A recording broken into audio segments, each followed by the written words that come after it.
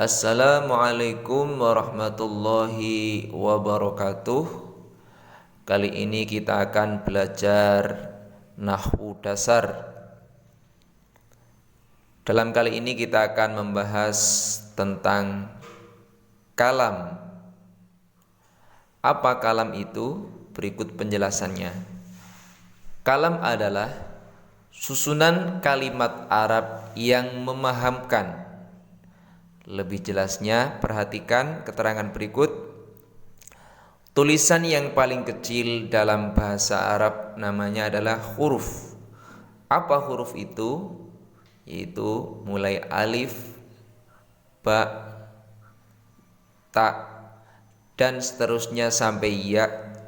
Ini adalah huruf. Kemudian di atasnya huruf ada istilah kalimat. Apa kalimat? Kalimat yaitu rangkaian dari beberapa huruf yang mempunyai arti. Contohnya huruf hamzah kita gabung dengan nun, kita gabung dengan alif, bunyinya ana yang artinya adalah saya. Maka ana ini namanya kalimat. Berikutnya adalah huruf hamzah. Kita gabung dengan qaf, dengan ro, dengan hamzah menjadi aqra'u yang artinya adalah membaca. Ini yang dinamakan kalimat. Dan contoh berikutnya adalah huruf hamzah kita gabung dengan al atau lam, kita gabung dengan qaf, kita gabung dengan ro, kita gabung dengan hamzah, kemudian nun, bunyinya Al-Quran yang artinya adalah Al-Quran. Maka setiap tulisan masing-masing dari ana, aqra'u, dan Al-Quran ini yang dinamakan dengan kalimat. Jadi kalimat susunan beberapa huruf yang bermakna. Berikutnya ada kalam yang sedang kita bahas. Apa kalam itu? Susunan kalimat yang memahamkan, yakni lafadz ana, lafadz aqra'u, lafadz al-Qur'ana kita gabung jadi satu yang berbunyi ana aqra'u al-Qur'ana yang artinya adalah saya sedang membaca Al-Qur'an. Maka inilah yang dimaksud dengan kalam. Jadi kalam yaitu susunan kalimat Arab yang memahamkan. Berikutnya kita membahas tentang kalimat. Kalimat terbagi menjadi tiga, yaitu satu kalimat isim, yang kedua adalah kalimat fi'il, dan yang ketiga adalah kalimat huruf. Apa isim itu? Isim yaitu kata benda, tulisan Arab yang menunjukkan arti sesuatu yang nampak oleh mata, yang bisa kita sentuh. Ini ciri-ciri benda. Contohnya seperti lafadz masjidun yang artinya masjid, kitabun yang artinya kitab atau buku.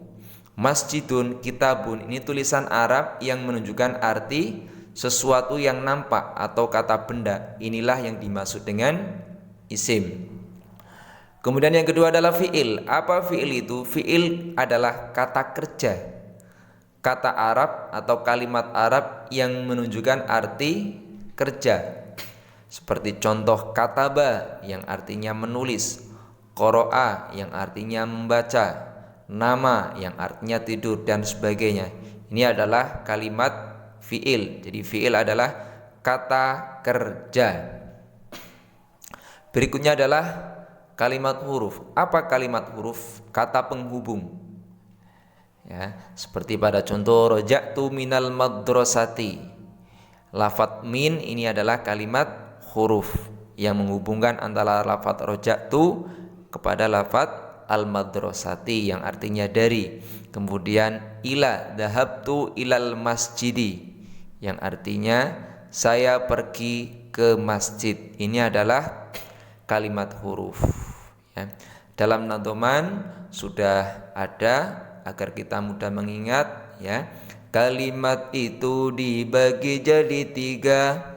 1 kalimat isim artinya benda, 2 kalimat fi'il artinya kerja, ketiga huruf tak punya tanda. Itu macamnya kalimat, ada 3, jadi isim, fi'il, dan huruf.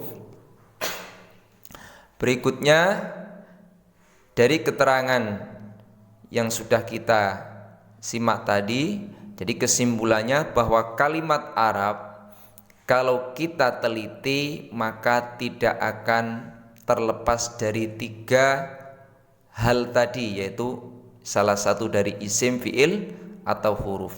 Contoh dalam tulisan Alhamdulillahirabbil alamin, kalau kita teliti satu-satu maka lafaz alhamdu, maka kalau tidak isim, fi'il adalah huruf.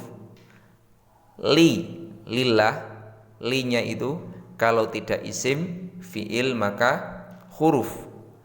Lafaz Allah kalau tidak isim, fi'il, maka huruf. Lafaz Rabbi ketika tidak isim, fi'il, maka huruf.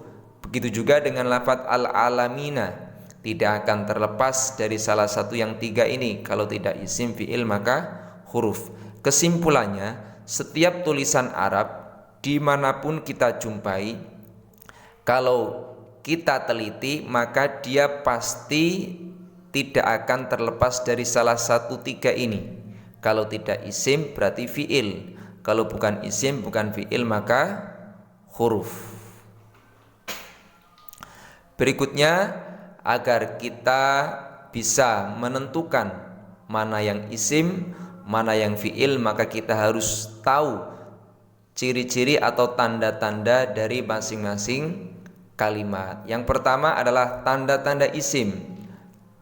Tanda isim ada 4, yaitu al, kemudian huruf jer, kemudian tanwin, dan dibaca jer. Sebagaimana dalam lagu sudah ada, tanda isim al ada di awalnya, huruf-huruf jer juga ada di awalnya bertanwin, dan juga bisa dijerkan al-fitrah, itu luar biasa.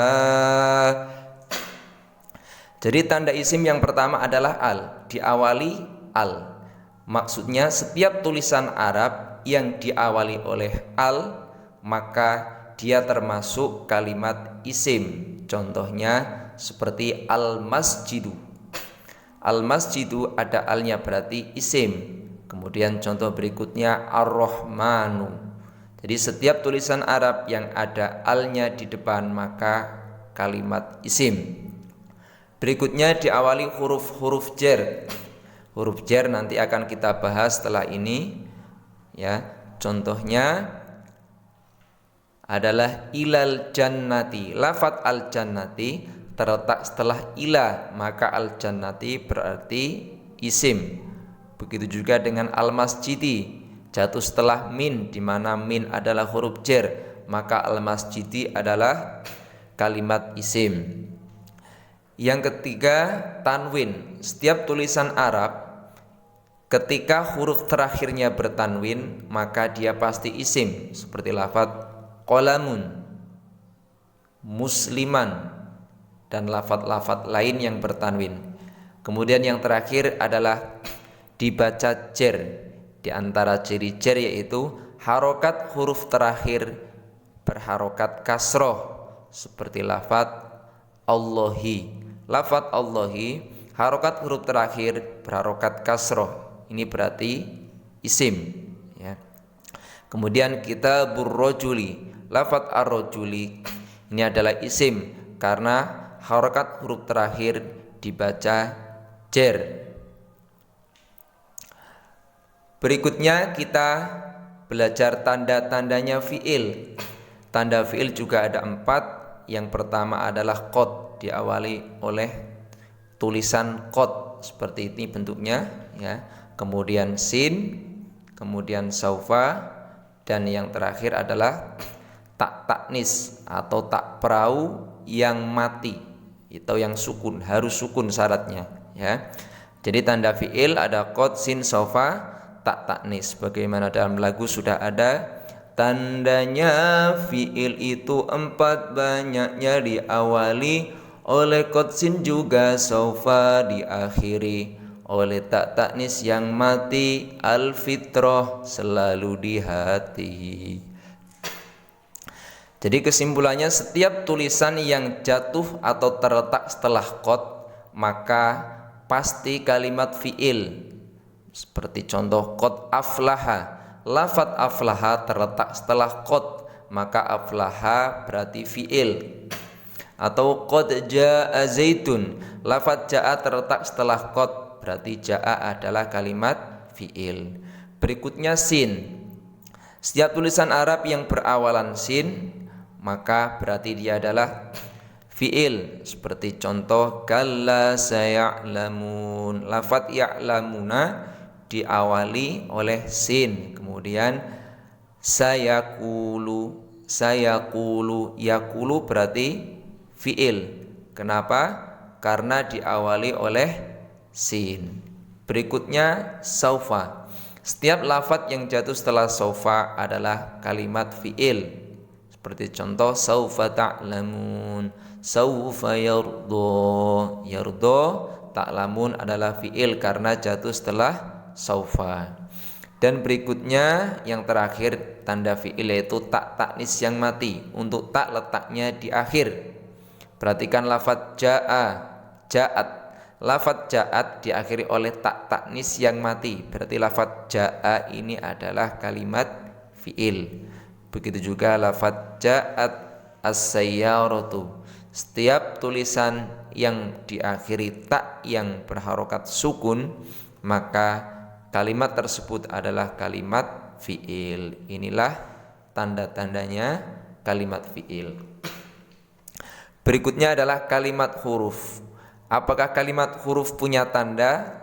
Kalimat huruf tidak punya tanda, ya. Kalimat huruf tidak punya tanda, ya. Berikutnya macam-macam huruf jar yang tadi menjadi tandanya kalimat isim, yaitu berikut sebagaimana dalam kitabnya sudah ada. Mari kita lihat, ya, bisa dengan nyanyian, ya. Min ila an ala fi rubaba kaf lam. Huruf qasam. Huruf qasam itu apa? Huruf yang digunakan untuk bersumpah, yaitu seperti wa, kemudian bi atau ba, dan lafadz ta, wallahi, billahi, tallahi biasanya. Ini adalah huruf-huruf jar. Perlu diperhatikan, ya, huruf min jika kalimat setelahnya diawali al maka nunnya dibaca fathah, ya, seperti lafadz min pada contoh minal qaryati. Minnya setelahnya ada al maka nunnya di fathah, bukan min qaryati tapi minal qaryati. Kemudian lafadz an ketika setelahnya adalah al maka nunnya dibaca kasroh, anil qaumi. Ini sedikit penjelasan tambahan saja. Untuk berikutnya kita latihan, ya. Tadi tanda-tanda sudah kita pelajari. Di sini ada kalimat kolom yang pertama, kemudian yang tengah adalah isim, fi'il atau huruf. Jawabannya kemudian tandanya apa? Mari kita lihat bersama. Al-kitabu kira-kira isim atau fi'il? Maka jawabnya yang benar adalah isim. Tandanya apa kok menjawab isim? Karena ada al. Berikutnya lughatan, isim atau fi'il? Kita lihat tandanya. Oh, isim. Kok tahu isim tandanya apa? Ada tanwin. Bimakna, isim atau fi'il?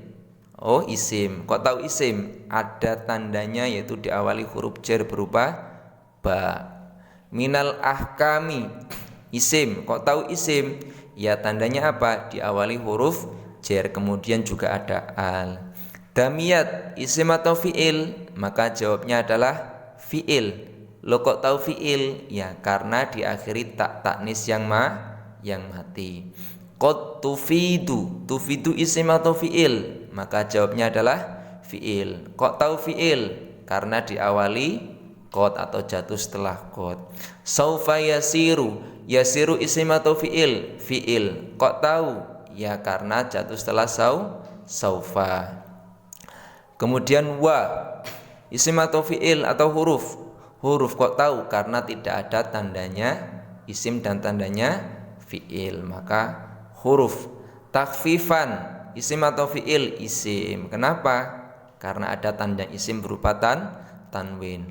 Lirojulin isim. Kenapa? Karena diawali huruf jar atau berupa huruf lam. Kemudian juga ada tanwin. Demikianlah penjelasan tentang kalimat, kemudian pembagian kalimat dan masing-masing tanda-tandanya. Mudah-mudahan bisa difaham dan bermanfaat. Sekian. Assalamualaikum warahmatullahi wabarakatuh.